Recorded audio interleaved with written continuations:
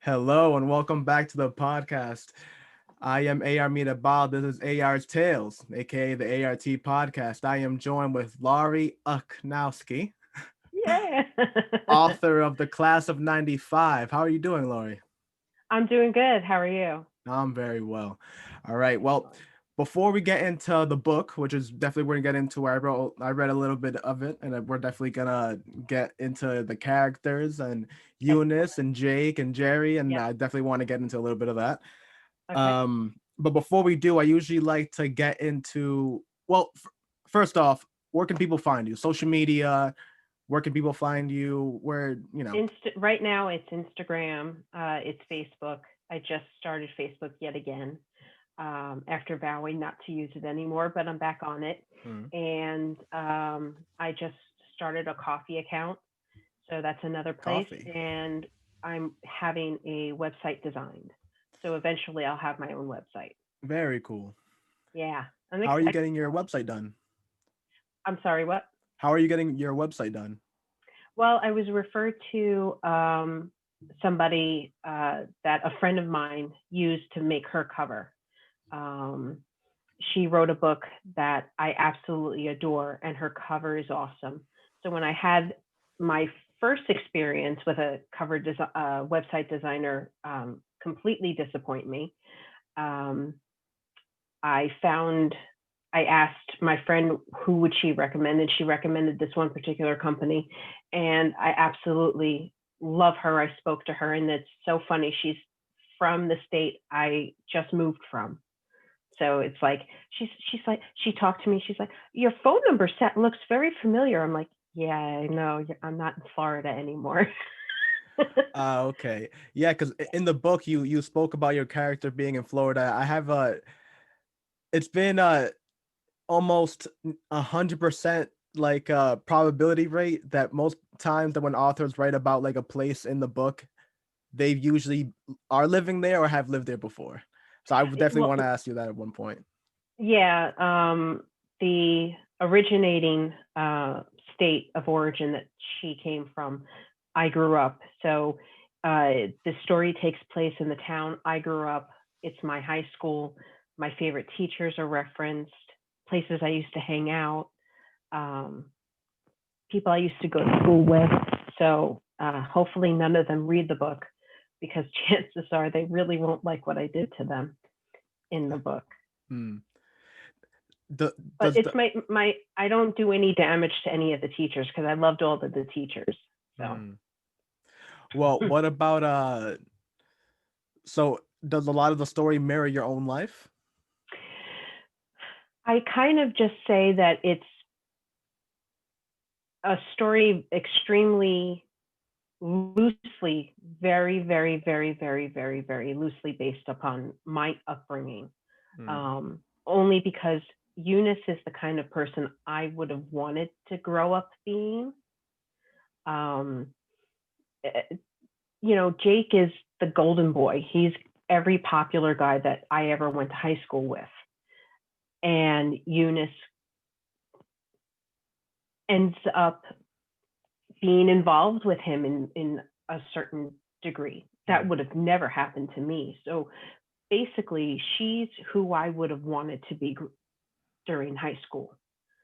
I wasn't anything like her, but she's who I would want to be.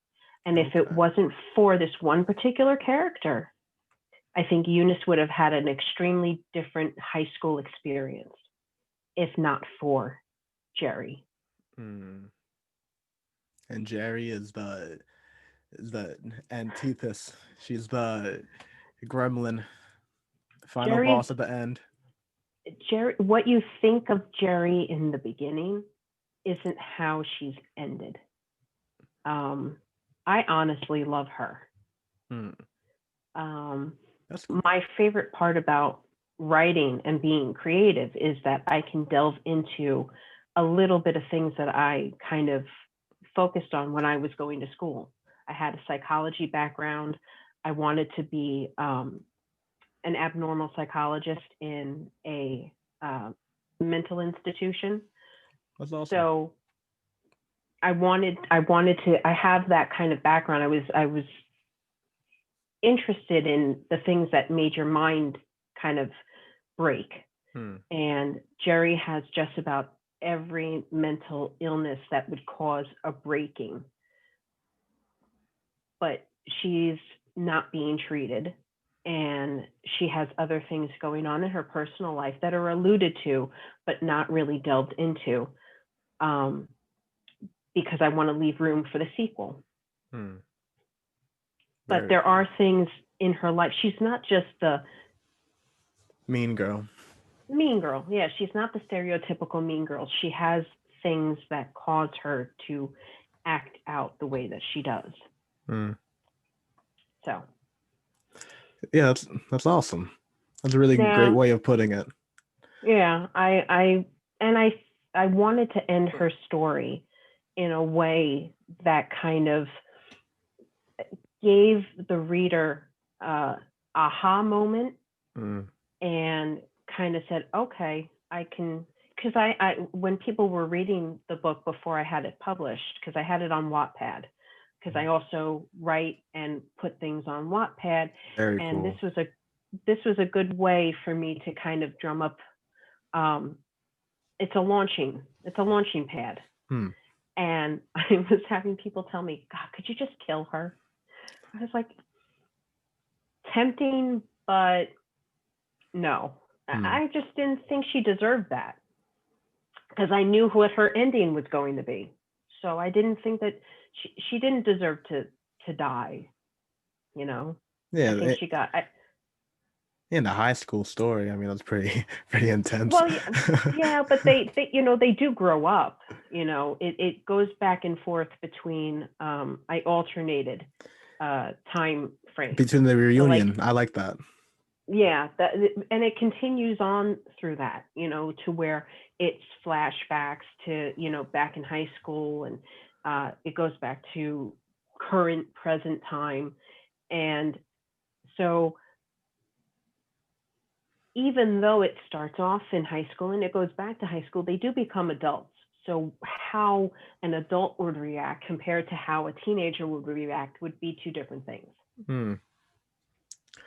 Now, well, another thing, did you also live in New York? Yeah. Okay. I grew up on Long Island. Oh, okay. I'm a Long Island girl.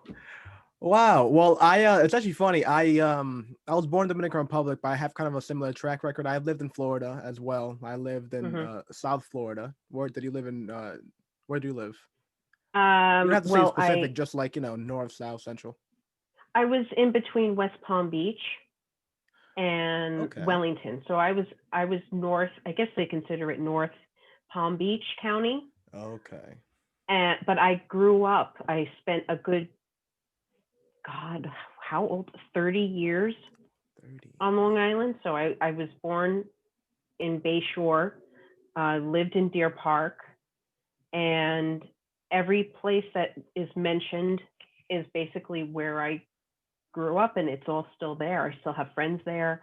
A friend of mine that read the book went to the same high school as me, and she's like, Laurie, my God, I feel like I'm back in high school reading the book. I was like, I know. And she's like, and she's remembering the teachers that we had.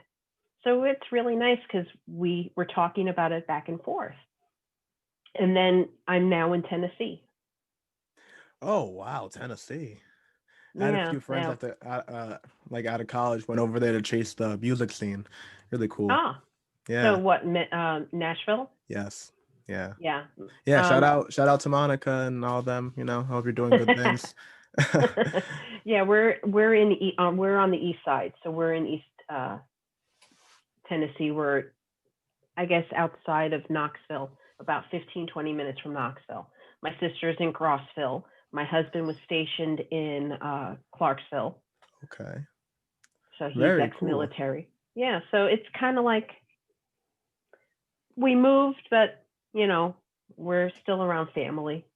Yeah, well, nice. Excuse me. The reason I brought up the thing about New York was that something that immediately brought me up was is the food. I love your description of the food. How she talked about that she needed to stop by to get her pastrami and matzo ball soup, which I personally never had.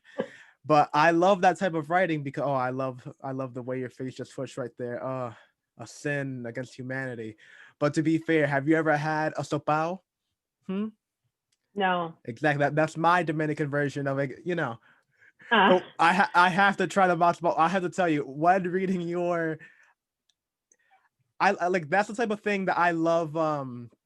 I love when like that's like the author pops out in the uh-huh. text where I can Yeah. just immediately tell it's like, yeah, that's a thing that you yourself really value. And it made me Well, want to value it. I was like, I want to get up pastrami and matzo ball soup and I want to follow with a what Don what was the dark? It was a black cherry Coke, right? A soda. oh my God, What was the Black brand? Doc Brown's. Doc Brown. Yeah. Yes. You can go to I never heard of yeah. any of those things. I want to have all those things now. Oh my, I need to have them. Just the description of it. I anytime love that. anytime I go to which is very difficult to find here where I am now, but luckily at the supermarket we go to, they have Well, a what supermarket do you kosher go section. to? Huh? What supermarket do you have around you? I feel that's such a like colloquial thing and always like varies depending on state. Like in We go Florida, it's to Publix or we have Winn-Dixie. Publix here. Oh, wow. Okay. Yeah, I saw two of them. So we go to Publix and we go to Kroger. But with Publix, they Okay. are they have more, we find more kosher selections because we're Jews. And in Knoxville there's a small Jewish community and we're going to be hopefully joining a congregation here, Cool. but they're really the only place that we can go to that actually has a good selection of kosher food. And so if you ever want to try a Doc Brown soda, Publix is the place to get it, or any kosher deli that's a restaurant. They always have Doc Browns. My husband loves Celery, which is celery soda. Hmm. It's disgusting. He loves it. I've We tasted it. It's nasty. It's uh, nasty. It's carbonated celery. Yeah, it's worse. Yeah, uh, I know you're. uh, That's exactly how I feel when I take a sip of it, because I think, oh, it's cold, it's carbonated ice, and then I'm like, yeah, no, I always have the black cherry soda or the root beer. Even definitely. their cream soda is good. Cream soda is amazing. But Doc Uh, Brown's is better.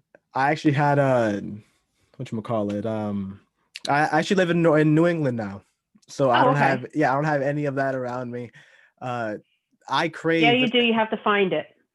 exactly. I like that type of You thinking, have to find it. especially in There's honestly a in Boston. There's a good amount of things, but I live a little further away from the city now. Yeah, Yeah, so it's not going to be so easy. But if you go to Boston, Jews are everywhere. You'll find kosher delis in Boston. great, amazing sandwiches. Yeah, Boston is my place. Um, Well, one thing, kind of backtracking is I usually like to talk about not just inspiration for the book, and we did a glaze over that, but I want to go a little deeper into that. But what Hmm. about inspiration, period? When did you start writing? Uh, gosh, I've been writing for since I about maybe 12 years old. It would only be like in the form of diary writing. Okay. So I would have journals, and big mistake that I really would recommend not doing. Don't go back as an adult and read what you had written when you were like between the ages of 13 and 17. Hmm. It's so cringeworthy. It's what made me throw all of my old journals away, because I read it. I'm like, did I really feel that way growing up? Did I really say that? And I'm like, okay, I'm just going to throw all of it away. And I threw all of my journals away, Oh which God. half of the journals that I did throw away were my writing journals where I would write poetry and things. And I don't have it anymore, because I went through that kind of Hmm. time frame where I'm like, I can't believe I would say some of the things that I would say in there. And I would look on the back pages to where I would be angry and press really hard in the paper that I would be able to read it for like 4 pages in. I would write that hard because I was so angry. It was my only outlet. Angry at what? Oh, everything, Okay. everything. Um, in my family, I I have supportive parents, but to a degree, and they really don't understand the things that I wanted to do with my life. Definitely hear you there. So, um, whereas with my husband, he is, before he joined the military, he was very big into art, and his parents were very supportive. Oh, you want to do this? You want to do that? You want to? Sure, go right ahead. We'll support you. Whatever it is you want to do, we'll support you. Not my parents. My parents weren't like that. So a lot of the things that I would be frustrated about, a lot of the Fix your things mic a little that, bit on your sweater. is that better? Yeah. Okay. So a lot of the things that they wouldn't understand, I'd write in my journal. Mm. It, and it, it, very ugly things, but I would always feel better after I did it because it was my only outlet. I didn't have parents that I can go and talk to. Mm. So my journal writing was the way that I would communicate and get it out. I still have that kind of hard time communicating and talking about feelings. I do it in my writing. I do it in my characters. I never really had a problem doing that, but talking to people, always very difficult for me, especially people that I was close to. Instead of being supportive, my mother would mock me, Mm. kind of. Um, My mom does that, but she does it in a really funny way. Like we both just laugh. It's pretty funny. oh, My mom's pretty hey, funny, honestly. if you can find the humor in it, great. Oh, But it wasn't like that with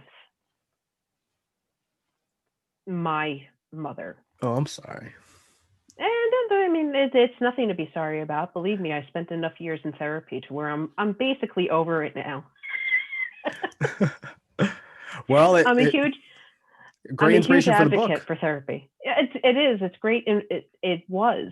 But I always put, for some strange reason, I always kind of put that type of relationship in my characters, based probably because I have a lot of experience with it. So the underdog, the misunderstood, are always kind of my inspiration. They're my Hmm. muses. So yeah. I kind of isolated myself a lot too when I was younger. Believe it or not, I feel like I had a similar thing with communication. I mean, I like talking to people a lot, but it's to an extent. Like Yeah. I love talking to authors because it's just I can like go about it all day and night. And Yeah. I actually equate a lot of this podcast to like being at a bar because I love being at a bar. The amount of people you can just like talk to, like I spent hours at a bar talking to people, and I don't believe in war at all. And I spent Yeah. hours making really good friends with people that are like 30-year war veterans, and Hmm.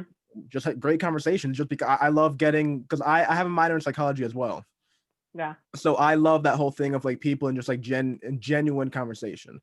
But Yeah. I almost hate small talk, and that's where I'll kind of like shriek away. When when you're kind of like in a big place and just like it's all small talk, and you're like, Well, unfortunately, that's eh. how big conversations That's start. exactly. That's like most things, and when you grow older, I mean, like especially in college, I like broke out of that shell and like just like understood that it doesn't necessarily have to be like small talk. You could, if you want to, just jump into it. You could just go up and be like, hey, you like books? What type of books you like? It doesn't have to be like, oh, where you go to school? Oh, what major you in? It doesn't have Yeah. to be like the natural route. You can just do your own things, right? Conversation is just conversation. Well, because college is a completely different world. Oh, yeah. You're 9 times out of 10, you're away from your parents. You're kind of forced into a social situation. So it's kind of like, yeah, how do you go about breaking out of the small talk and just going head first into major conversation? But still, some people are not necessarily like that. Mm. I never was. To a degree, people make me very nervous, and they still do. Mm. But it's probably from, my parents don't have any friends. My parents don't socialize with anybody outside of themselves. And I probably have a good portion of both of my parents' personalities, which make me introverted, but at the same time, when I start talking, half the time you can't shut me up and I just keep rambling. Mm. Like I would keep going if somebody didn't tell me to stop. But I that definitely takes a have that little issue. while. But that's exactly why I always kind of flock towards expression using Your words. writing. Yeah. Yeah. I can't, it like I stop because I'm trying to think of what I want to say next. When I write, it's just fluid. Have Mm. the main reason how we got our house, because this house had multiple offers. I had to write a letter. And it was the letter that I wrote that got the seller to want to sell us the house. That's awesome. So So you knew you wanted to be a writer for my whole would you life. yeah, wow. I didn't see it wasn't like that for me at all. And even going back to what you're saying, that like reading your diary when you're 13 or 17, you don't even have to go that far Mhm. with me. I read some of the poems that I wrote when I was like 21. I'm like, my God, where were you? What were you thinking? You don't have to go that far at all. Last week, you know? You know what? There's things I have like well, I guess like all humans, I have like a real bad memory for the things that like I do that like aren't that great, right? So uh, like every year, almost like the opposite of a New Year's resolution, I'll just get like one thing from a friend and be like, "Hey man, remember when you said that thing?" And I was like, "Nah, I didn't say that. That's crazy. I want to say something like that. That's mean. What? That's outrageous. Why would I say something like that? It doesn't make any sense." And that's then they not would me. give yeah, and then they give me the logic. They're like, "No, this day, that," and I'm like, "Oh my God, yeah. Why would I do that? That makes no sense." I must have been, I must have had a real bad day. I must have been somewhere else, man. I'm sorry. That was not, I Well, half the apologize. Let's time, go to a bar. Let's go do whatever. I'm sorry. I'll get you lunch. Come on. yeah, like, well, that happens to me a lot. Like my husband says to me, he's like, you did say this. I'm like, no, I Nah, didn't. nah, not me. Yeah, you did. I'm like, no, I didn't. Why would I say that? He's like, I'm a no, nice Laurie, person. I wouldn't do that. yeah, I wouldn't do that. When it comes to my writing, I actually, a lot of my writing when I was younger, I don't remember. Ooh, And I can't go I actually back. remember mine. I remember one.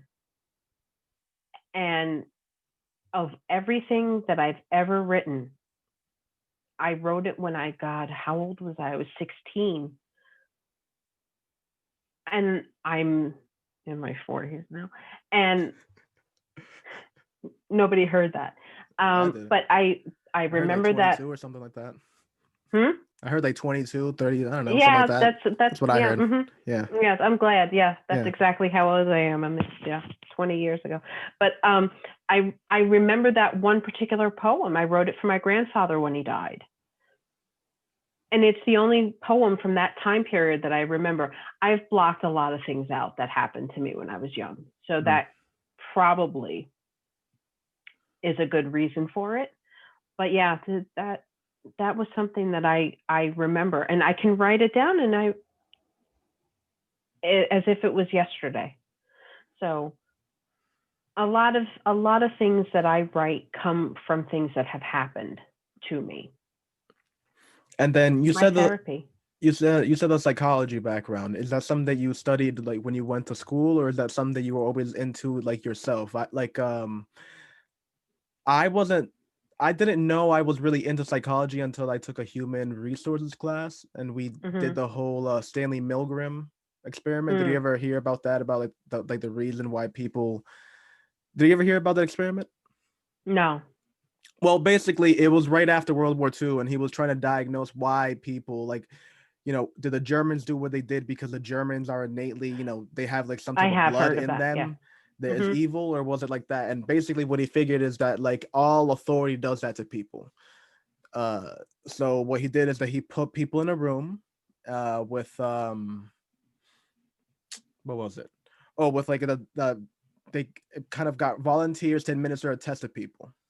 So Mm-hmm. the people would go and administer a test to a person that was in another room, and if the person got it wrong, they would administer a small like a electric zap to the person if they got it wrong. And Mm-hmm. every time they got it wrong, that the voltage went higher and higher and higher, and they heard the response from the other person. And Wow. even when like it obviously seemed like they were doing harm and harming another person, and they would look to their superior and be like, "Hey, I should stop now." And then they would just have a person with a lab coat and glasses and a board and be like, "Nope, nope, that's fine. You got to keep doing it." And most people, almost, I think 80% of the people went and killed their test subject. Only Wow. 20% of the people were like, "Oh yeah, I'm not gonna do that. I'm obviously doing like something poorly." So it was a psychology that like all authority does that to people.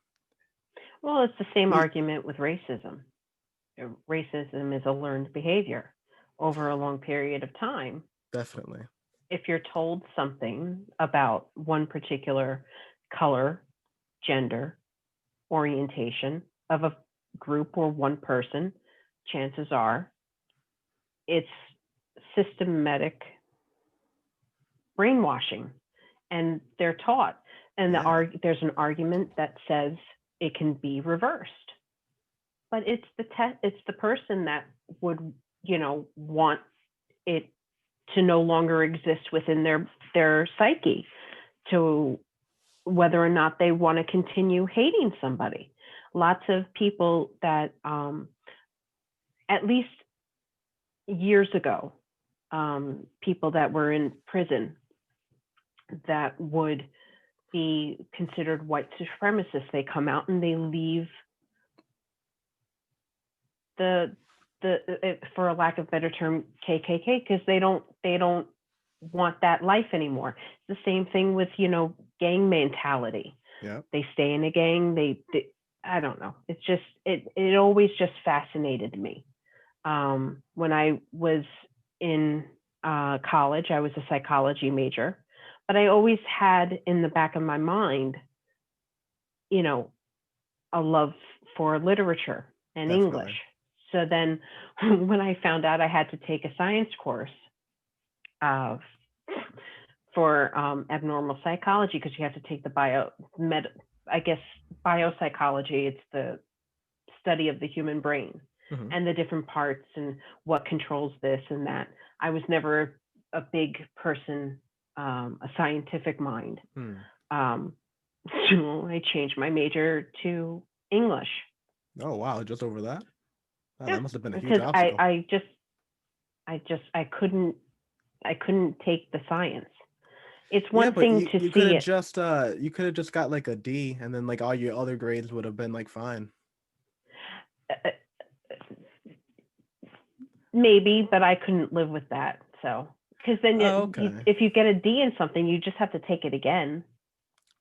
No, D plus would have, because I went to school for engineering. There were certain classes that like I'm not kidding you. Not only that we would take maybe it's because like we're mathematical and we would do this type of math, but we would come together and like figure out what classes were just mathematically more efficient to just take a C in and not waste the time and make sure to get an A in this other class. I swear to God. Like That's how I felt about Spanish. I was like, as long as I get a C plus, I'm happy. And luckily, I only had to take 2 years of Spanish, and that was it. So if I squeaked by with a C, I was happy. But yeah. I couldn't do that with the if I was going to stick with psychology. I couldn't live with myself if I got a D in something. Well, like, oh, anyway, well, the because it's just one of my major things that I like about psychology is kind of like the when you're trying to twist it with the whole time element, which is actually some you started your book on that. Well, you started chapter Mm-hmm. one on that, which I loved. Mm-hmm. Uh, it's kind of like the different routes and just how little different things kind of just make a huge different tapestry and a huge different story altogether. And well, I Yeah. guess it's something that as writers we just like fall in love with, like the whole idea. That's why we make characters and why we write stories and everything. Well, funny thing about the going back and forth with time.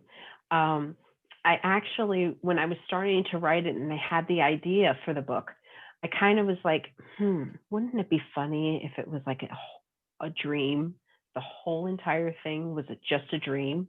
And then at the end, she wakes up and none of it happened. I was like, that would have been so cool if like she goes to sleep in chapter 1, she has it and the dream starts. And then at the end of the book, she wakes up and she hasn't even been to the high school reunion yet. That would have been so cool. And it kind of just like ends like I woke up and I got dressed for the high school reunion and that was it. You're Wow. like,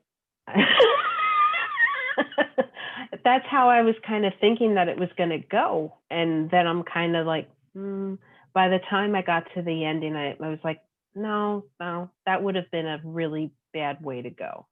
So I'm glad that I didn't continue with that. But I kind of had that feeling that it would have been all a dream. No, it And could none have. of it. I actually think it could have been cool. I think if you wrote it in a way that it wasn't obvious, like if you wrote it in a way that when she went to sleep and the dream started, it was innocuous. Like I don't know if I said that word right. I do it often, but it was just that like you almost don't notice. Yeah.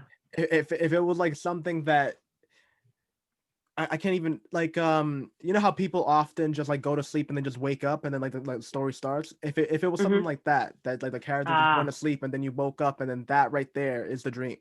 Like Well, you don't denote it, you don't put any, you know, exclamation point, this is the dream now. You just start the story from there. And at the end when it comes together, you force the pick up. It's like, oh wait a minute. I love that. I love that type yeah, of because thing. It's like, oh wait a minute. Was that being referenced back then? That's cool. well, what I thought would have also been a really cool idea is when she goes to bed and then she wakes up and it's kind of like she's all imagining it. And then when she looks up and sees Jake's face at the reunion, that's when the story ends. I'm like, oh, that would have been a good. I should, like if I wanted That's not to, bad. That's yeah. pretty cool because then it leaves you with the illusion of like, all right, well, is now is her life going to be the fantasy? Well, then again, dreams don't even necessarily have to be a fantasy. Dreams can just be kind of like messed up too, Right. right? So like Mm-hmm. you have to have the thing is like, all right, was it going to be like how it is in her dream, or is it going to? Oof, that's a cool one. That's a cool one. It's I kind don't of know if that's like been that. done either. That's awesome. You always No, got to look for those little niches. well, there is a Well, movie. if you can stumble on it. Yeah, there is a movie called Peggy Sue Got Married. It's an old movie. It's with Kathleen Turner and I know who that is. Nicolas Cage. And it's about Nicolas Cage and Kathleen Turner's characters. They were high school sweethearts. And she always had this feeling that, God, if my life just went a different way, would we have stayed together, had children, got married, got a divorce? And so it was their high school reunion. They're divorced. She's there and something happens. She gets knocked out and she travels back in time. Now, throughout the whole it's a really great movie.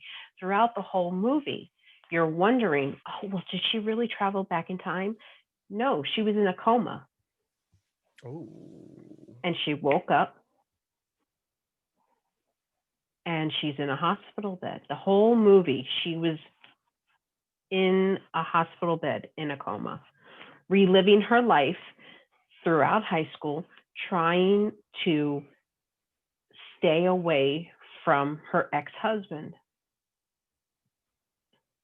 and Wow. how her life would have played out had she not gotten involved with him. Wow. Yeah, it's a good movie. It's a good movie.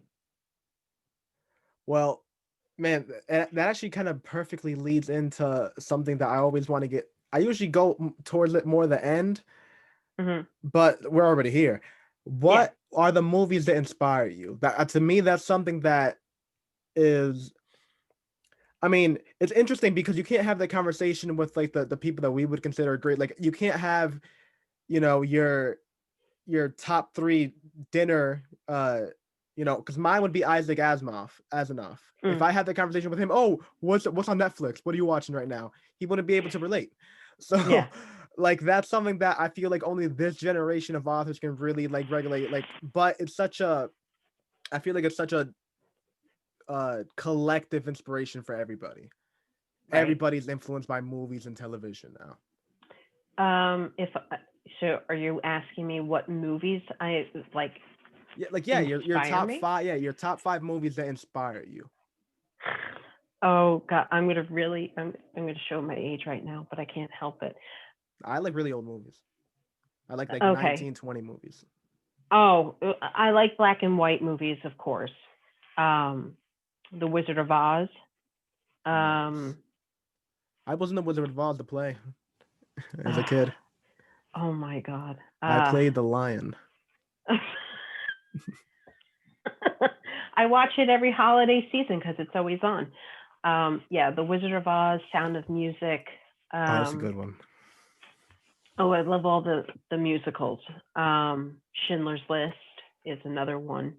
I Powerful can't go movie. without seeing The Breakfast Club, St. Elmo's Fire, Yeah, um, that's a Streets of good one. Fire, um, Grease, I was Guilty in Greece Pleasure, too. Grease. I was Danny. Yeah. Grease 2 was my favorite, and that's a cult classic. Mm. Um, yeah, so I'm kind of I recent movies. I mean, they're a dime a dozen now. Um, I always find that Hollywood doesn't come up with anything original anymore. They always do these remakes, and I'm like, come on. That's what makes the money, though. It's our fault. No, but I mean, they ruin it. They ruin it. Oh no, I'll definitely agree with you there. But for the most part, it's our fault. It's because the reason they're making you know Fast and Furious 29 right now is because people paid for 26. Yeah. It's only logic.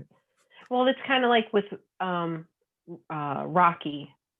I Another mean, great one. enough for, but yeah, leave it at one. I Yeah, mean, one was good. I really don't care what happens to him later in life in 2, 3, 4, 5. I mean, They next got up they to like were good. 9, I think. Crazy. And now they're rebooting it. It's like, all right, come on. Why? Just the Just thing, leave it or alone. just change the name. Just different. For a different IP. You can't be that bored. And also too, the Karate Kid. Leave it alone. Although the TV show Netflix has, I actually really like Cobra Kai. Hilarious. Oh, I heard of Hilarious. that, and I've been debating about whether or not to watch it, but I've really gotten into The Crown. The Crown is very good Yes. on Netflix. I haven't watched that.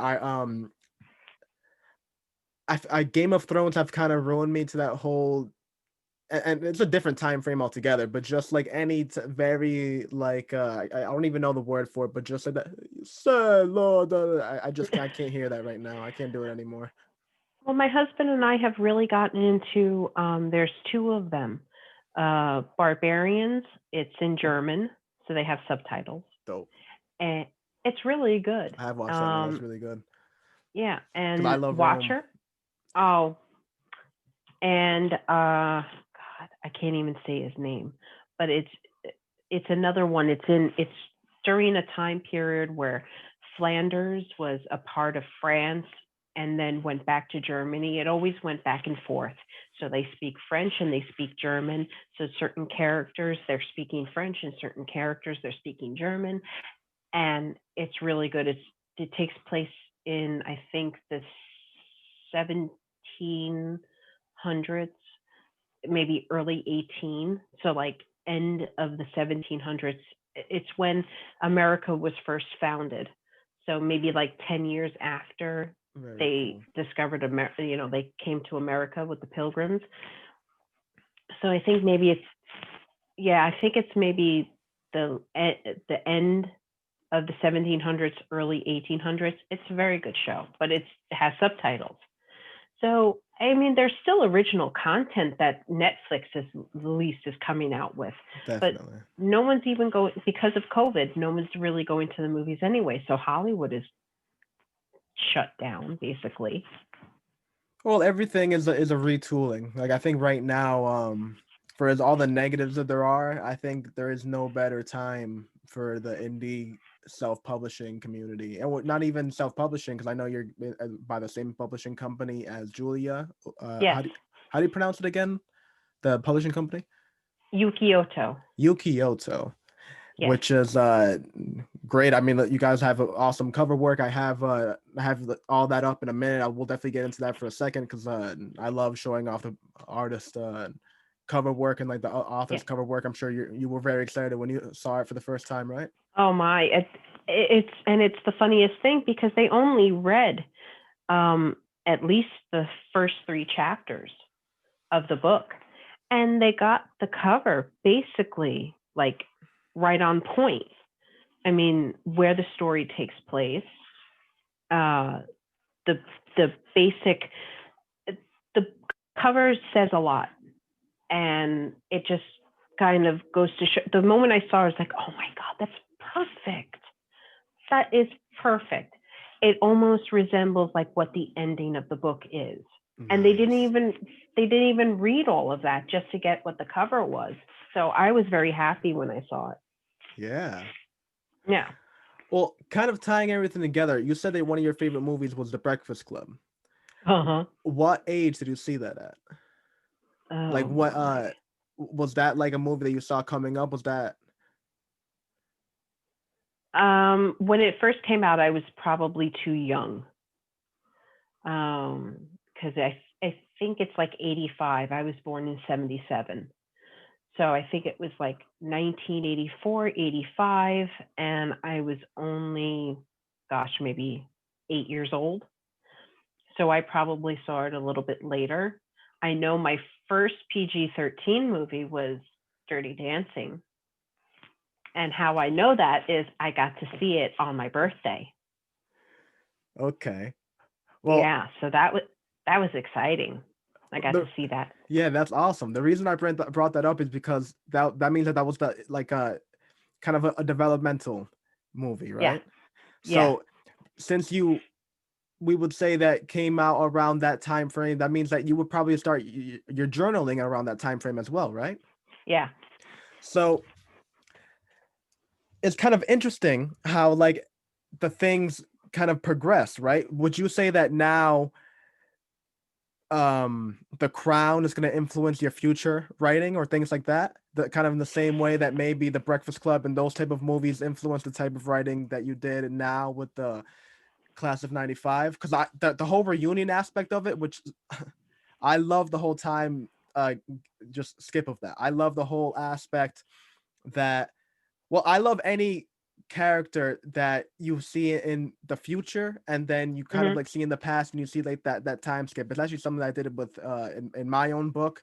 I love that gap. It's such a, well, for me it's so much candy as a psychologist, well, Right, not a psychologist, but as a person that likes psychology, because you get to right. kind of like dissect a person and see like the mature growth, kind of like the before and after. I mean, it's beautiful. Yeah. Well, the thing is like with anything else, adolescence, you change when you reach a certain age into adulthood. So your tastes change. Um, what I might have felt when I was, 16-year-old Laurie, 17-year-old Laurie, 18, would be completely different than when I was, 20. At the same time, I loved Interview with a Vampire. I loved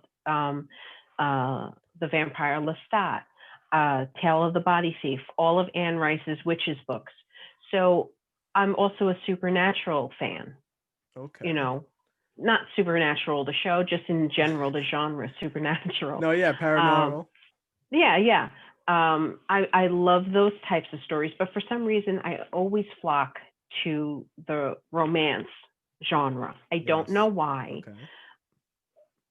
Maybe because I'm a romantic at heart, or I want the whole kind of Harlequin romance kind of a thing, which kind of makes me gag at the same time. But at the same time, you're like, I love that. But my next book is going to be completely different than what Class of '95 was. It's not going to be the same. Out now, Amazon, get it. But the next book that I'm doing is going to be completely different. And I'm working on it now. It's being edited. And I get myself into a trouble with multi-layered plots. And cool. I like different points of view in one book. I like to jump from, say, Eunice telling her story, and then I like switching it to Jerry. And then I like, I don't want to be the kind of author that writes one point of view for one book and then like, oh, I want a sequel to say this side of the story for the other person. Why wait? Just do the next paragraph, the next section of your chapter, do the point of view of the other person. Why not? So as long as you make it obvious that you're in a different voice, character, who cares? Put it into one book. So I like jumping from different points of view. Other people don't like doing that. I like it. But the next book that I'm writing is more, it's not werewolf because they don't shift into wolves. So they're lupin or whatever you call it, right? They're lycanthrope. Lycanthrope, there we go. Yeah, but they're not lycanthrope either. Okay. Have you ever seen, there was his very last movie, Marlon Brando. No. Another movie you have to check out. It didn't really get great reviews, but I usually don't go by reviews. Yeah, me either. I watch it for myself, and I can decide whether or not it's good. It's called Dr. Moreau's Island. It was a book. Man, I might have seen that. Go ahead. It's about 20 years old. Fairuza Balk was in it. Ed Norton was in it. And it was Marlon Brando's last movie.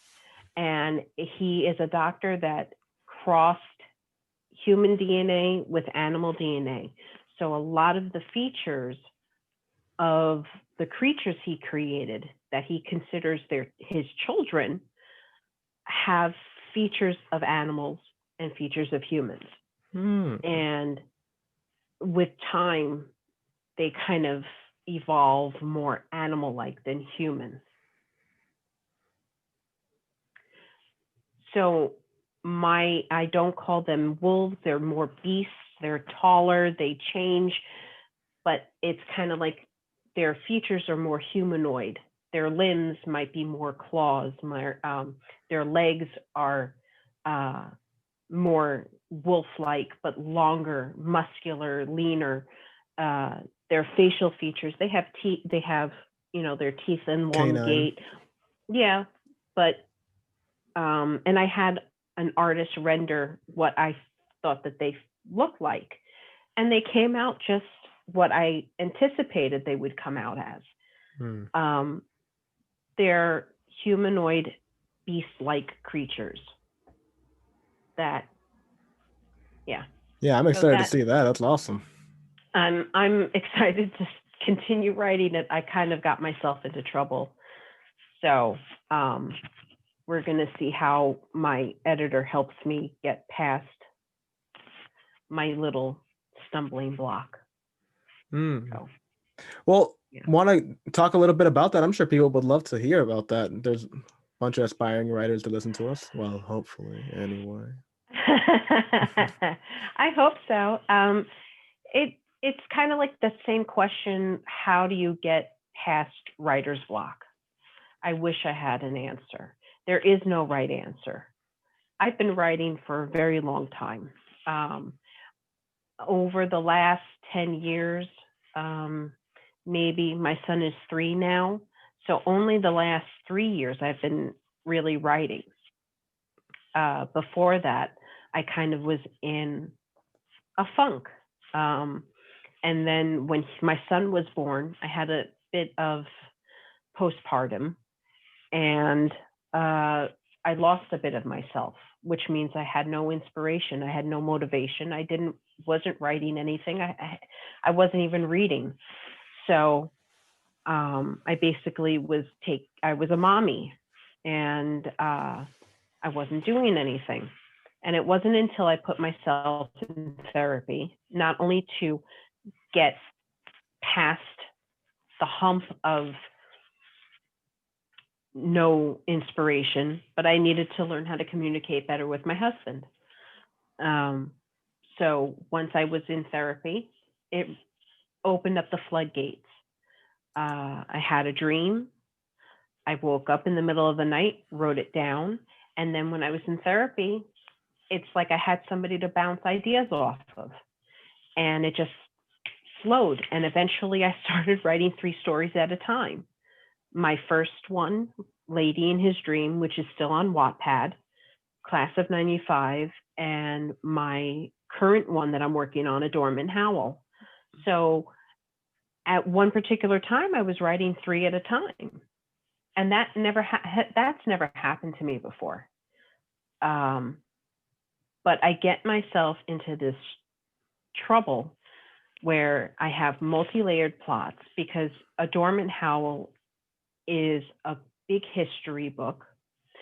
So not only do I have to write a story about one particular girl who's facing a huge battle within herself, I have to focus on the history of their clan and go back to where they originated from, to when they come to the United States, and how they change from an iron fist rule to a more progressive, inclusive rule, to where their original leadership thought mating with humans was wrong. So I have to look, it's completely has no realm of, at least I believe so, no realm of cliche, no stereotype, no, one alpha male and a damsel, because my main character is no damsel. She may be a little spitfire thing, but she doesn't take shit from anybody. Pardon my French. Oh, you can swear here. Oh, okay, cool. She doesn't take shit from anybody. So it's kind of like she takes it upon herself to write her own story without the confines of a mate, where the mate finds, and then all of a sudden your hopes and dreams are thrown out the window. You have to, be, a diligent female, listen, obey the male. She's not like that. She's extremely smart. She wants to be an archaeologist. She wants to study the human world and how they can coexist with any shifter that they walk, and become involved in. So she does something with the help of her mother and her father to suppress the beast that she has. And it's not until she reaches a certain age that the beast within her pushes forth, and she has a life-threatening shift. And when she wakes up from it, she's immediately rejected by one of her mates. And I say one of her mates because she has 2, and there's a reason for the 2 mate, because what she does to cover up the effects of being rejected basically renders her human.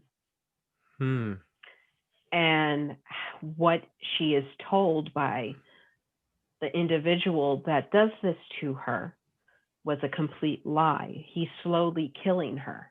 He replaces her with a soul that is not supposed to be on Earth anymore because she died, Hmm. and sends the original girl to a purgatory type of place, which is slowly killing her and killing her beast. The problem is that he's paired her with someone that is extremely close to her. And her beast was never meant for her. It was meant for this other person. And she's a queen. Wow. But you see what I'm getting at? I get myself into these problems with these multi-layered plots. That's not huge. It doesn't sound like a problem though. It's a problem when you have to. It's only a problem if you get like lost in it, but Yeah, because I got lost in it, and I'm not exactly sure how long I need to tell this. I stopped writing after chapter 15 because I wasn't sure if I was prolonging the past and not moving on to more present day to where she's found, because they go searching for her. There's no evidence of a body because originally they thought the original girl died, but there was no body to be found. So she's somewhere. The link that this clan has, because once someone dies, is born, the entire clan feels it because they're all connected. She couldn't have died because the clan would have felt the connection break. So then where is she? Yeah, it sounds awesome. This doesn't sound like a problem to me at all. It sounds like a solution. It sounds awesome. Really awesome. So What it reminds me of a little bit? You ever seen that movie Cloud Atlas? I heard of it, but I did not see it. It is one of my favorite movies. It's honestly one of my favorite love movies, like romance movies. It is basically the story of people throughout time frames. So it's like it'll show people from a crazy future, like the crazy extinct past when slave times. Then they'll show like kind of like a middle age. Then they'll have like a crazy way dystopian future where like it's after the fall of like humanity, and basically all Tom Hanks is in it, Halle Berry's in it, and every time frame they always find each other. Like the couples always find each other, even if they start off in different ends. They always kind of communicate and go back to one another. And the idea of like just a lingering love, something that is like felt like throughout. Well, in this movie in Cloud Atlas, it's something that's felt throughout time, but in your book, it's something that's felt throughout a clan. That's beautiful. That's awesome. That's like awesome, awesome. I'm excited once I get past a certain point, because I know where I want the characters to go. It's how to get there that I'm kind of stuck on. Okay. So that's what I'm kind of, like I know like the spirit that has been replaced from the original girl, they're closer and they have a deeper connection than they think. And what this sorcerer did, either he knows what he's doing or what he thought he was going to do isn't exactly going to end the way he thinks it's going to end.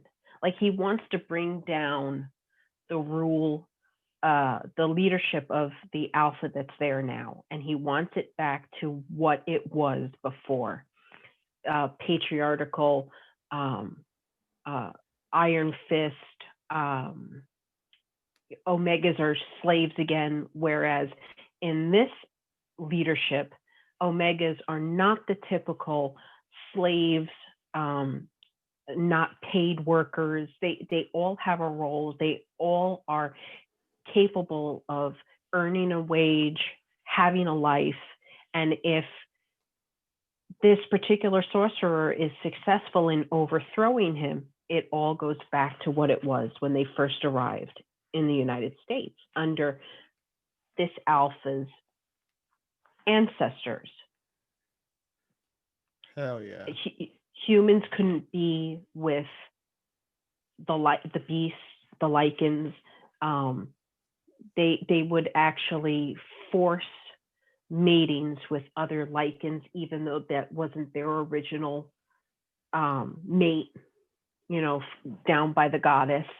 So he wants it back to what it was before. And what he did to help destroy by taking the mate away didn't work, because this particular beast that's in this female was never meant for her in the first place. She was meant for somebody else that is closer than she thinks, than anybody thinks. Yeah, this is I don't know how any of this this is all awesome. What was the name of this book again? You mentioned it once, but just one more time so people can start getting the pre-order after they get Class of 95 on Amazon. Stop playing. Stop playing. You've heard all this. You know what's up. It's called A Dormant Howl. A Dormant Howl. That's a cool name. Yeah. Nice. Yeah. Yeah. I'm starting to put little teasers out. Yeah. So, yeah, different quotes and things like that. And, I also work with like muses. So I have a lot of fun doing research on what I think my characters look like. Yeah.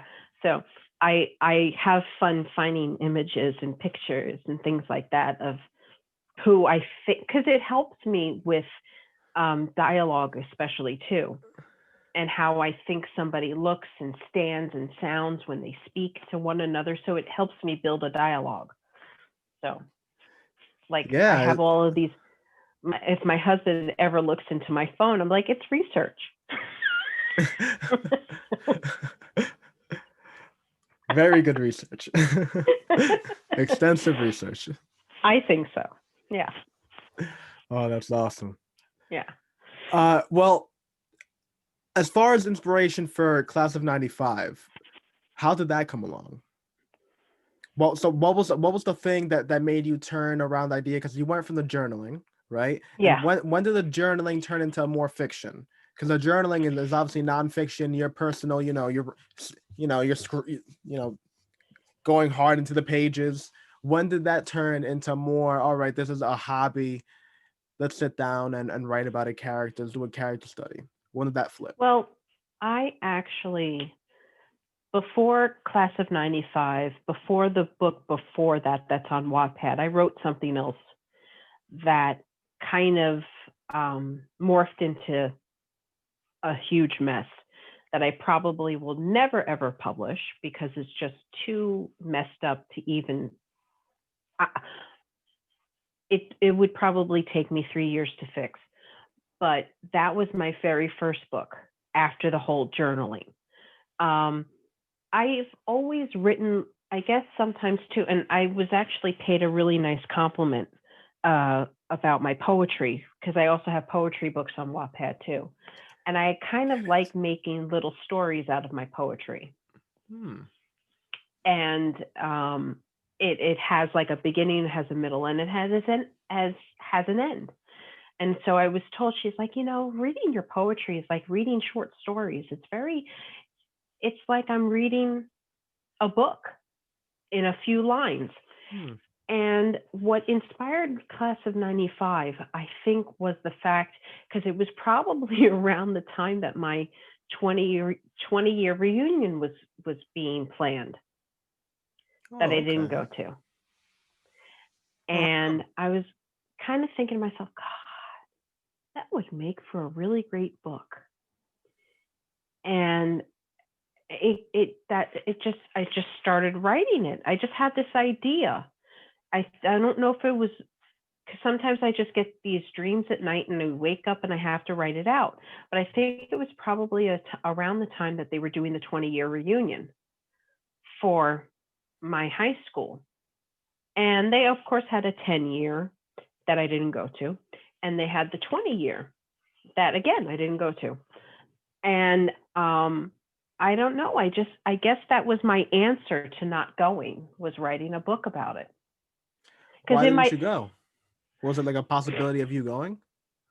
No, I wouldn't have gone.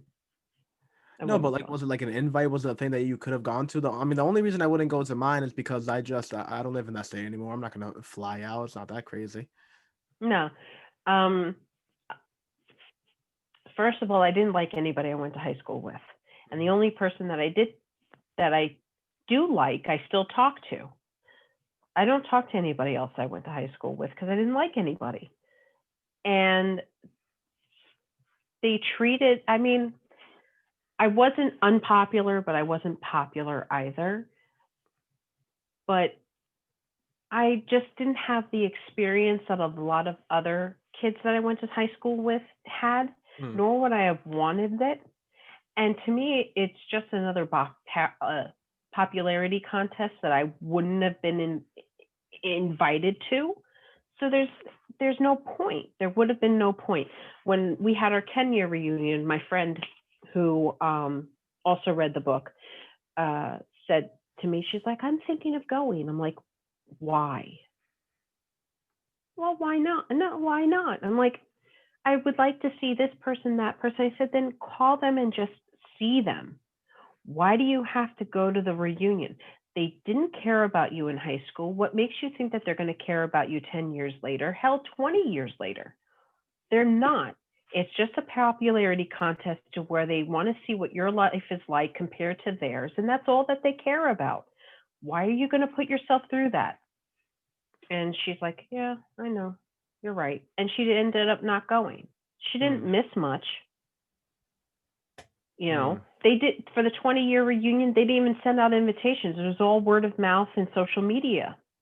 So they didn't have the turnout that they were expecting to have. So when I think what sparked me to write the book was because of that 20-year high school reunion that they were doing that I didn't go to. And I was fine with it because it gave me inspiration to write the book. What about the character? What about the character? Where do you get the inspiration from her? Well, all the characters. Eunice? Yeah.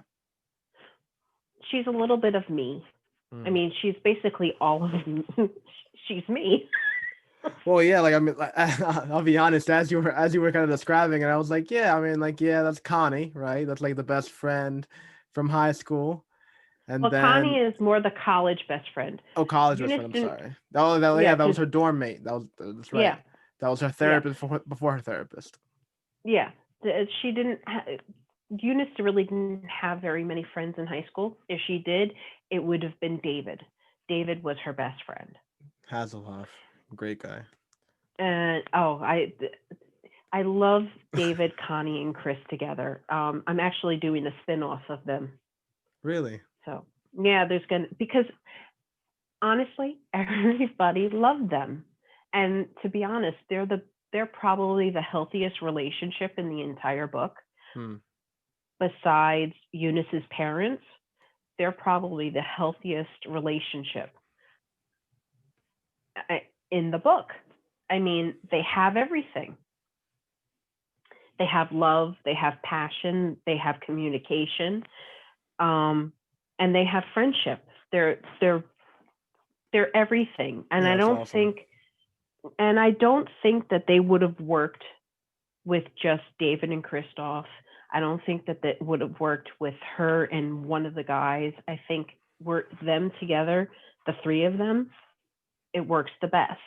So I'm doing a spin-off book of them and how they got to where they got together. And I'm doing a sequel to Class of 95 just with Ashley. And what is that one going to be called? Class of 96? No. funny. No, Class of Justice is the title. Oh, that's a really cool one, actually. Yeah. Because she's in law school. And she is going through something with the guy that is spoken about at the end of the book of Class of 95. Okay. Where most of her story is going to be about trying to get him off of charges that he's facing that are not true. Man. And there's coming hard. Yeah, and Jake's best friend and her kind of had a thing, which is another kind of taboo subject because of the age difference. And who Corey is to her. Wow. Corey is Jake's best friend. And so he's basically like an uncle. And they have a relationship that Jake never knew about. And just wait until you find out what happens to Corey after Jake finds out. Wow. You have so much, like, wow. I love it. I love that the tape stream. So I mean, wow.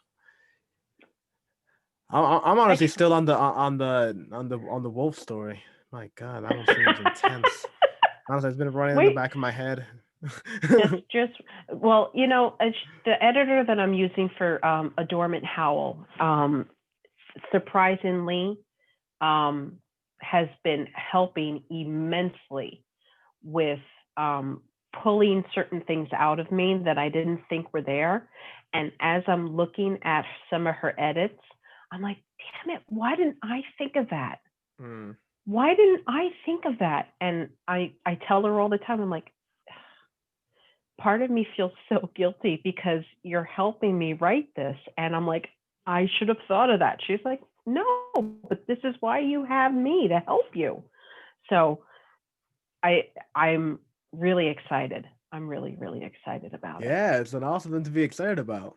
Well, let's I'm gonna share the screen so we can share off your beautiful cover. Okay. And boom shakalaka, look at that. Wow. Yep, there I am. There it is. I love it. Buy it now. All right. Beautiful thing. And for the people listening on, this thing has already 5-star reviews only. That's it. All right. Every single person that's read this book knows what's up. I guarantee you're going to feel the same way you get it. Class of 95, out now. On Kindle as well, right? Yes. Yes. All right. Just want to make double share. Yep. I mean, what is a better Christmas gift than a good book? I can't think of one, you know? Nope. And also for the people, Laurie, this is her Instagram. Make sure to follow her. She has a whole bunch of awesome posts, as well as a couple of things that she was just talking about with the face swap with the actors. That's awesome. It's so addicting. That thing is so fun. This one was so legit. I saw it and I couldn't believe how like it's not letting me play because I'm not signed in. I'd be like that Instagram. But yeah, it was actually unreal. For the people listening on, make sure to fucking go on there, look at her Instagram, look for the Malthus. I can never pronounce that word. Maleficent. Right. Maleficent. Yeah. Malachika. That you need. Mal Sadiki. Yeah, exactly. Mekalukaluka. Yeah. No, because I'm Spanish, so like my mom is way worse. So she'll read a word, be like, that. My mom will still say, like, she'll be on the phone and she'll say I signed. Like she'll pronounce the N and the G. Okay, I'll sign in, and I'll probably it's signed. I signed. She doesn't care. She's been here longer than I have. That's what I don't get. That's what I don't get.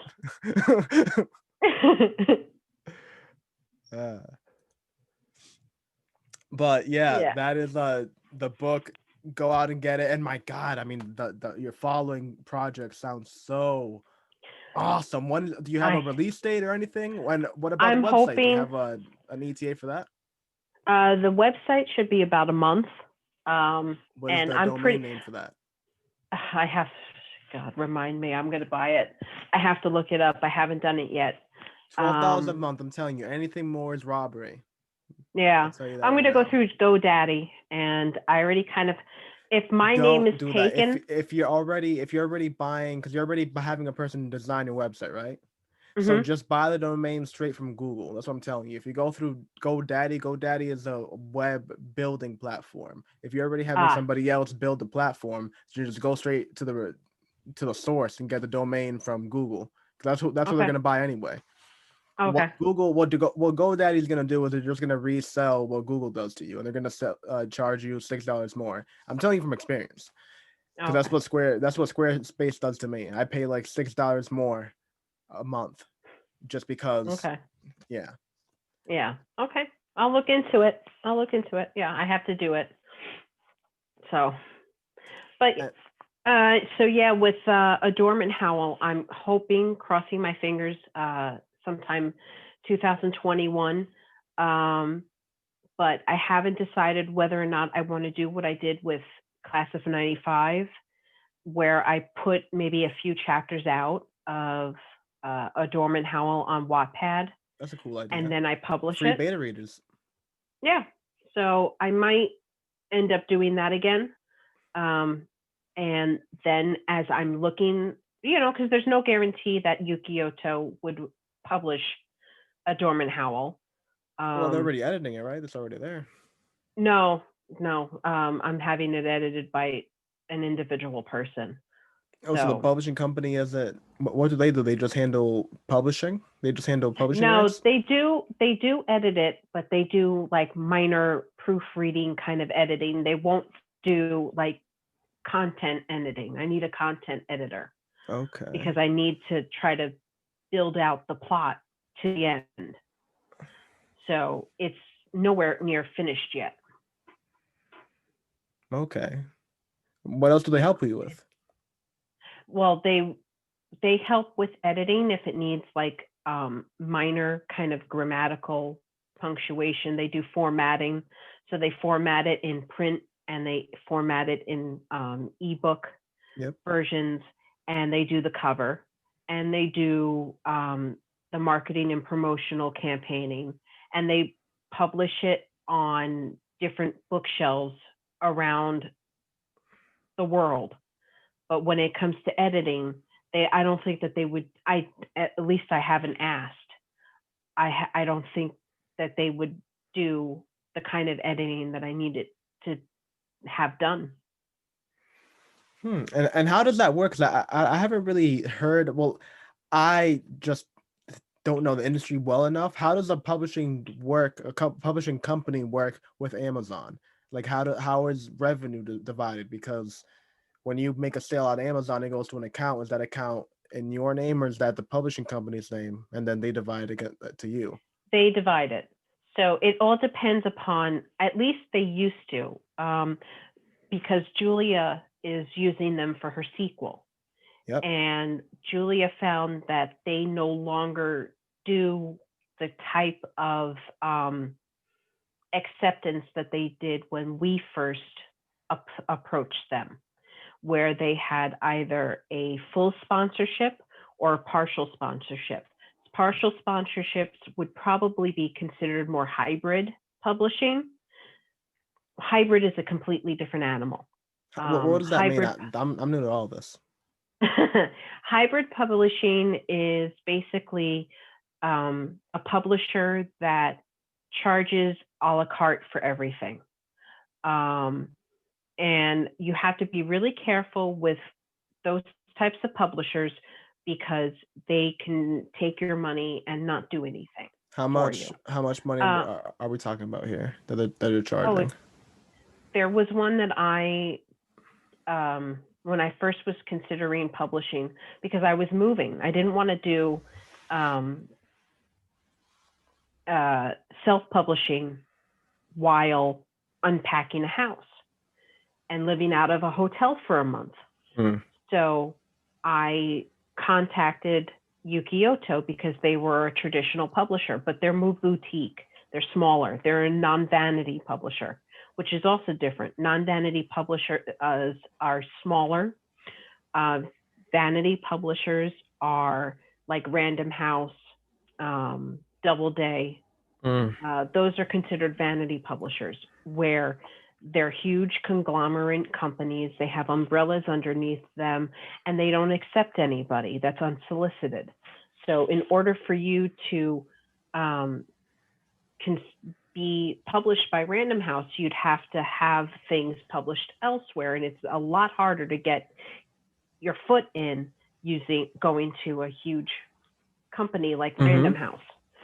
House. Yukioto is a non-vanity publisher, which means they take unsolicited work, meaning you don't need an agent, you don't need a PR person, you don't need somebody to sell you, you sell yourself to them. But they also do, there's hybrid companies that can charge you 9 times out of 10 through the roof, and they're not even worth it. But what type of figures, out of curiosity? The one that I kind of went through, I think they were going to charge about 1,500. Oh, okay. That, well, when you're kind of in a situation that I was in, that's a lot. All right, I would say Because, self-publishing, that's about the number you should spend. well, yeah, with self-publishing, probably. What I did, I didn't have to charge. You shouldn't have to charge you shouldn't have to pay a publisher anything. Publishers will not charge you a dime for publishing your book. Yeah, but then And they it's also a take, profit thing.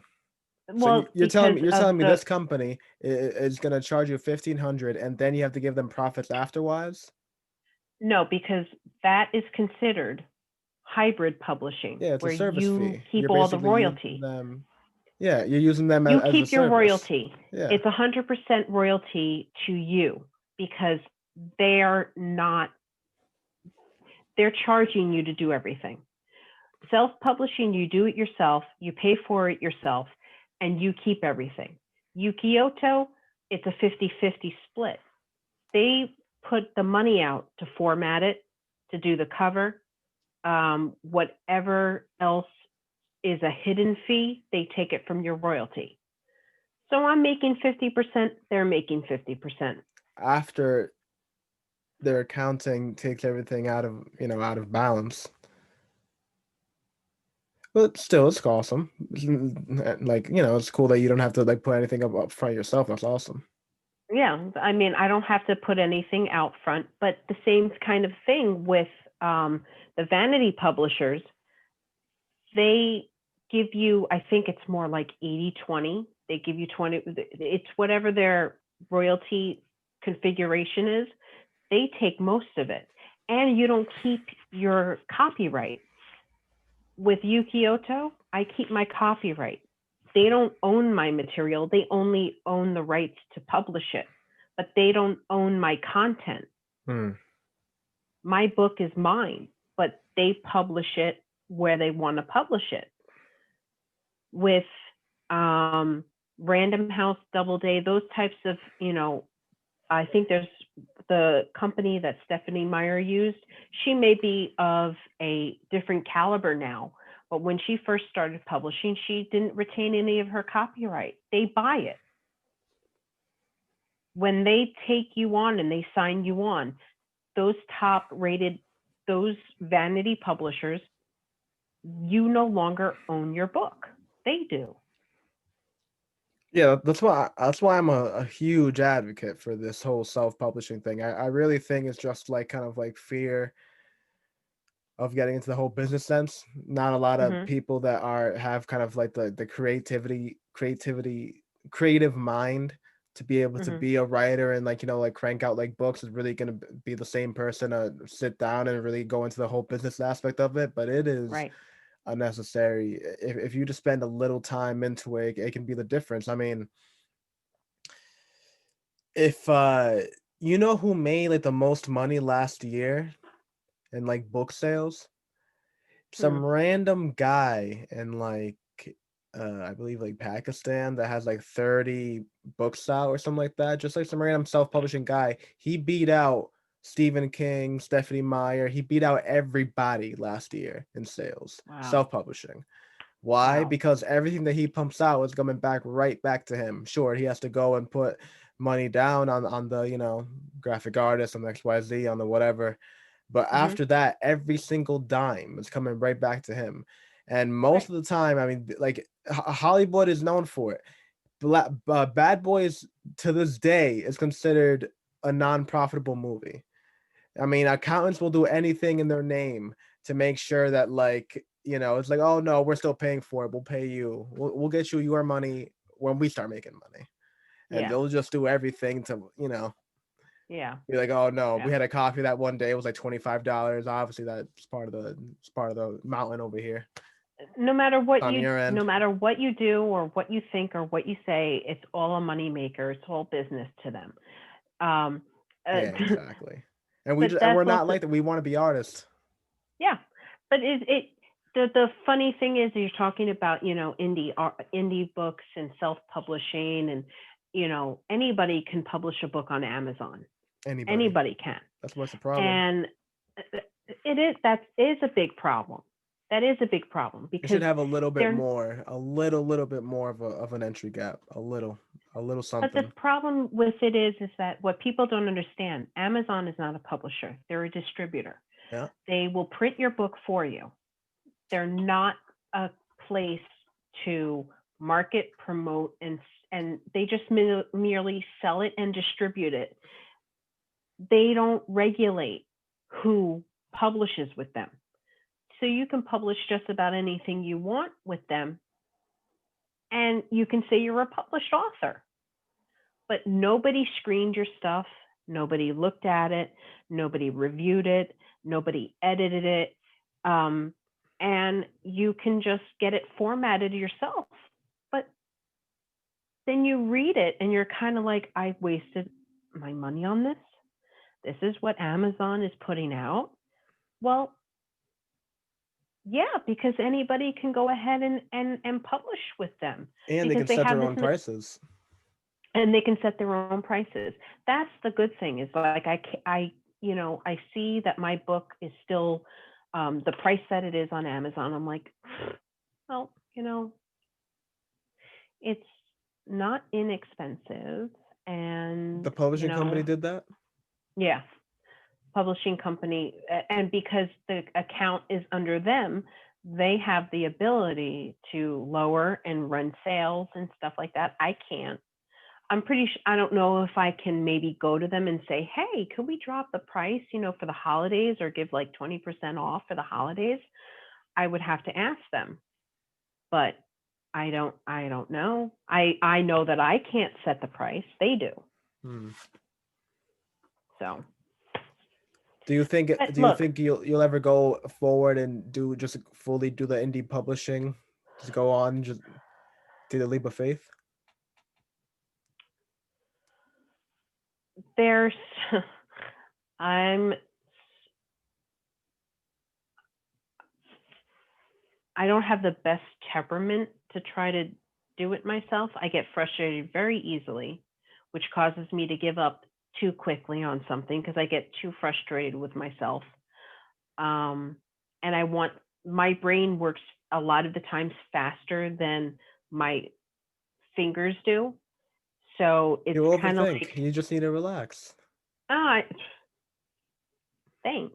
I know. I tell myself that all the time. Um, but I'm telling you, it's you got it. You got it. There's no reason to doubt yourself. You got it. it's very hard when you have a 3-year-old little kid running around, mommy, mommy, mommy, mommy, Listen, I mommy, mean, mommy. there's a whole bunch of reasons for everything, but like Oh, the I reason know. it's called a leap of faith is because you have to jump. Yeah, You don't I have a know. ground underneath. But like, but yeah, it's a leap of faith because you fly, though. You know what I mean? I mean, it's worth Yep. it, Yep. Well, look, I have plenty of time from now until the time that my second book is ready to go. especially with COVID. I know what I can and can't handle. And if I decide that I want to try to see about doing it myself, I'll see what I can do on my own. If it reaches the point to where I say to myself, I really, I'm having a very difficult time, I need help, well, then it's the same thing like with my website. The company that I was originally going with completely screwed me over. So I had to find somebody else. But then my husband was like, I'll try to help you. I'll try to do it. Did he do it? No. So I said to him, I said, I'm just going to hire somebody. Okay. Well, which means I really didn't want to help you anyway. I'm glad you gave me an out. So now I hired somebody to do the website because I tried doing it myself. I don't understand the lingo. I don't understand the terminology. Did you try I'm not Squarespace? exactly. I did. I got too frustrated and I just pushed the computer away and said, I can't. And so I hired somebody. Let them do it as long as they put it into a way that's easy for me to update it myself and add content to it. I'm fine, but to build it myself and then code it and then link my domain name to, and because I also want to do a blog, and instead of separating the blog from the website, I'm going to have it all together. I'd rather just have them do it, and it's easier that way. That's what I'm going to do. Well, I mean, I can tell you, Squarespace was just they're not even a sponsor yet. Oh. I'm telling you, well, why am I even bringing it up? Just giving them free money. But Squarespace is I actually use Squarespace for my website, and honestly, I mean, it's all really easy. The coding, I mean, it was just all drag and drop, and like I love my website. It's a beautiful website, and it has like the blog component that you're talking about. It has the podcast component. It has everything in it. Well, and it was honestly on the low. I paid everything. It was about $100. yeah, I'm paying a bit more than that, but you pay for labor, so Yeah, definitely. you know. Yeah, the cool thing about it is that it's just like when you do it yourself, it's just like you can hop on there and like put the content on and everything. It's awesome. I know, and I did try. I tried Wix, I tried WordPress, I tried Squarespace, and I was just finding the same type of frustration and irritability, not understanding, not knowing which I was getting myself too overstimulated and I was thinking too much and overthinking and just getting myself confused and wound up. So I'm kind of like, forget it. I'm just going to hire somebody to do it. So I hired somebody to do it. I got out of it and I did it that way. It's the same thing with, I hired artists because I want to have visuals, especially with the werewolf book.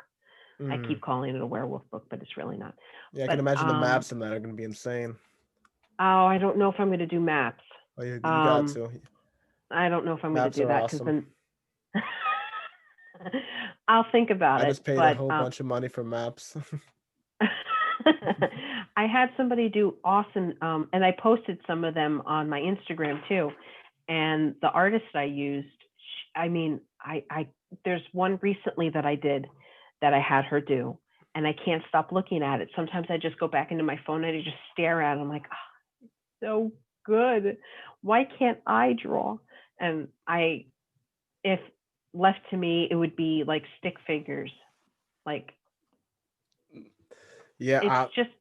I love art. I love art. The person I just contracted to just today. The person doing my cover is does the posters for Marvel. Oh, I'm losing my mind. I like cheesing. I can't wait to see what this guy comes up with. Yeah, my husband was in a pre-military. He is a cartoonist. Awesome. Yeah, he was taught by some of the most, and I don't know their names, so don't even ask. But he was taught by probably most famous comic artists around. And he learned a lot from everybody. A couple of them, they did drawings for Marvel Comics. A couple of them, I think, I don't know their names, but he was taught by a lot of them, and he learned a lot. But unfortunately, the military kind of brings you back different. and Mm. you know, he wants to try to get back into the drawing thing, but he needs to feel motivated to do it. So, but yeah, he draws freehand. He doesn't really. He's not a digital artist. He draws all of his strips and everything that he does. All the panels and everything. They're all drawn out by hand Oh, that's awesome. I actually thought I was and going to be a colored. cartoonist when I was a kid. I thought that Yeah. was my thing. I used to draw a lot, especially like as you were talking about like your whole journaling thing. While you were journaling, I was drawing. That was my thing. Yeah, he Love he drawing. he drew he draws his he was in the army, so he drew his unit's logo and a lot of the things that they had on hats and T-shirts and things like that. He drew it. Oh So man, that's yeah, he was awesome. an art teacher for New York City school district. So yeah, Wow. yeah. Uh, just something that kind of just crossed my mind. I was looking over to the books that I have across. Who are some of your favorite authors, and what are your favorite books? Like, what is like your peak? Like, what could you reach if you could? You know? Oh my God, Anne Rice. That's that's my end goal. Ah, okay. Anne Rice. Like any book in particular, or just any Anne Rice? No, my favorite Anne Rice books were the Mayfair Witch Chronicles. Oh my God, I think you're the third person to reference that. That and Agatha Christie is just like popping up. Yeah, I also love Stephen King, Of course, um, the goat. but uh, Anne Rice was always my go-to. But I'm a huge classic um, lover. Literature, So I love, yeah, Edgar Allan Poe, Emily Dickinson definitely. are two of my favorite. Mary Shelley. Um, Mary Shelley. Who else? Oh, I was reading, and I haven't touched it in a long time. Um, Christopher Pike. He does the series Thirst, the Thirst series. It's vampires. Hmm. Yeah, I was Haven't reading, read that and one. I really am a fan of his, but I haven't read in a while. But another one is my friend. She wrote a book called Black Hollow. Hmm. She's an indie author. She is awesome, and she's kind of like Oh, plugger. the What's her name? verge. Mariah Candies. Mariah Candy. Cool. Yeah, yeah. I'll on Instagram. I'll send you her Instagram page.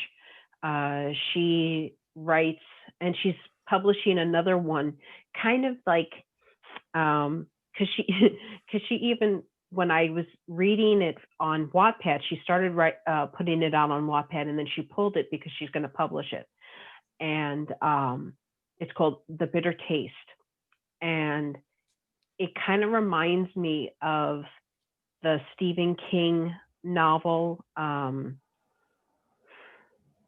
the God, what's the book? Storm of the Century.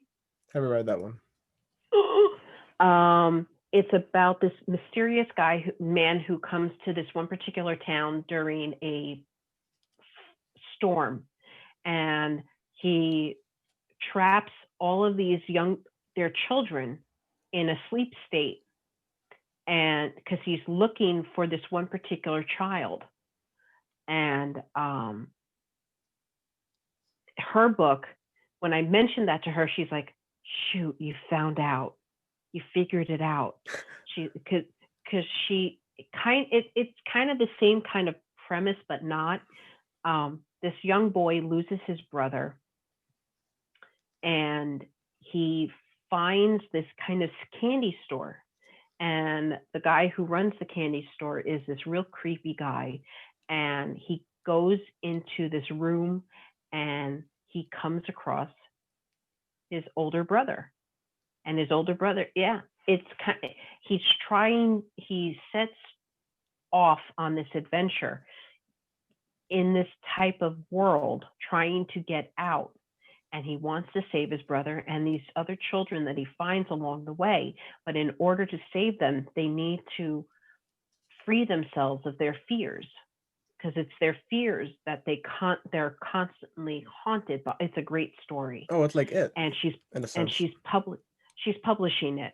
But she wrote a book called Black Hollow, which again, she uses a lot of her experiences with her family and everything in the characters of her book. And I read Black Hollow on Wattpad and I loved it. Yeah, I'll send you. You have to check her out. I'll send you I her. definitely will. You know, I support all authors. Yeah, It's awesome. she is incredible and she's so talented. And then there's another one. She also published her book, self-published, and I love it. It's called